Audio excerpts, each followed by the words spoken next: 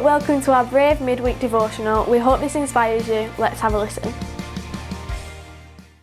I'd just like to let you know that God has got you. That's what I want to talk about. Just for a few minutes, I just want you to know that God has got you. How was your year so far, I wonder? It's been the strangest year I can ever remember. There's been so much change in this year. You know, everything's changed. Time with your family, you can't even go out for a meal proper, you can't have holidays. All the things that we look forward to and normally do, all of that has changed.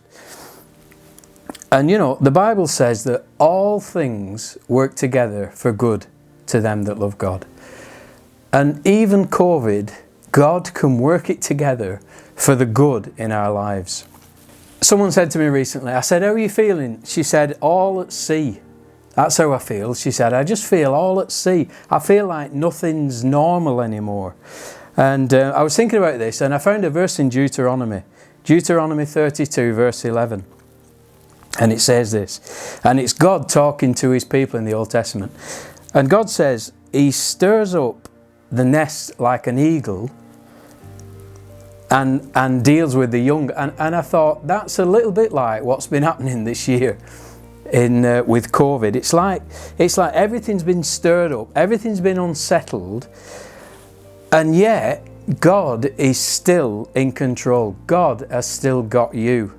If you're a believer, God has still got you. He's still got your life. He's still got your family.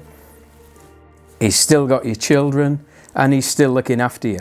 But it's God who stirs up the nest. Can you imagine being a young eagle? Have you ever seen a fully grown eagle? A fully grown eagle's wingspan is about 7 foot. Now, whatever that is in meters, it's over 2 meters. If you imagine a door in your house and you lay that door down on the floor, that is the wingspan of an eagle. It's an awesome bird. And God says that he's like that bird, and he flicks the young bird out of the nest. Can you imagine being a young eagle? The nests are not just in a tree low down, they're way up on really high up on a cliff edge, and the mother pushes the young eagle out. And the young eagle starts to tumble and can't fly because it's not got the feathers to do it, it's not got the strength to do it, and it just tumbles and drops and drops and drops. And I'm wondering if this year your life has felt a bit like that. A bit like, what the flipping heck is going on? And you feel like you're falling and tumbling and you can't work stuff out. And just before the bird, you know, lands on the stone, the mother eagle flies underneath and picks it up and flies back up to the nest and puts it back in the nest. Now, can you imagine that experience as a young eagle?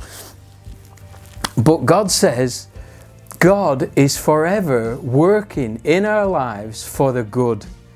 That eagle could never learn to fly if it didn't go through that experience. Its mum and dad had to be pushed out the nest when they were that size. And just when it's getting settled again and thinking all is well, bang, off it goes again. And the mother continues doing it and letting it fall. And each time it just learns a little bit more. And each time as it grows and its feathers grow and its tail feathers grow, it just gets a bit more accustomed to what it's going to be doing one day, which is soaring. And it's a bit like that in our lives.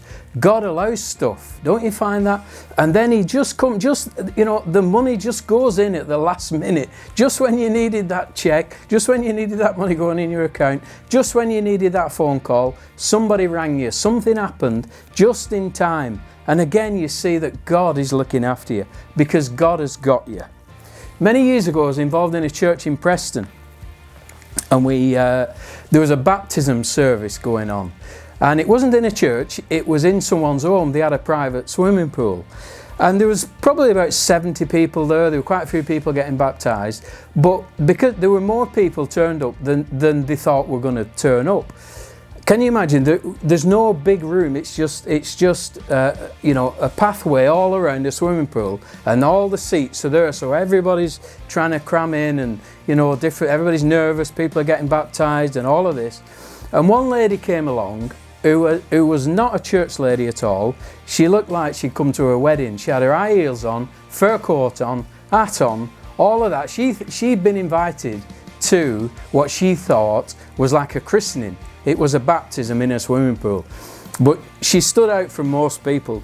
Anyway, as she was climbing over the chairs, you probably know what's coming, badush, she ended up falling into the swimming pool in the deep end.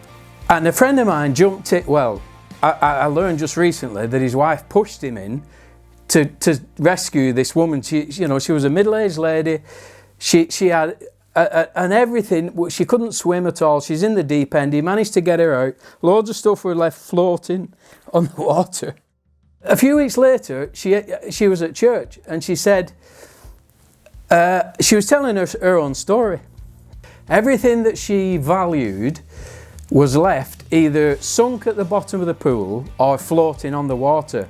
She said, my fags, my money, my handbag, my makeup, all the stuff that was really important to me was left for everybody to see, and I'm like a drowned rat coming out of this pool.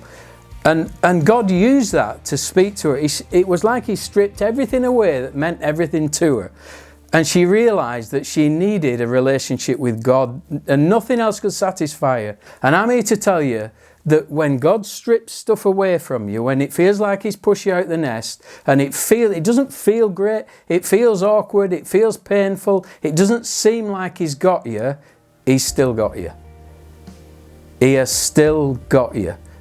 You know, it's a personal thing, a personal relationship with God. And you know, Jesus said, when we find him, we don't need to thirst anymore. We don't need to look anymore. We don't need to go here, there and everywhere trying to find the meaning of life. Jesus said, when we find him, you know, David said, I'm not thirsty anymore. My cup's overflowing. That's what Jesus wants to do in our lives. That's what that lady experienced after the swimming pool incident. The overflow of God's work in her life. Thank you for listening.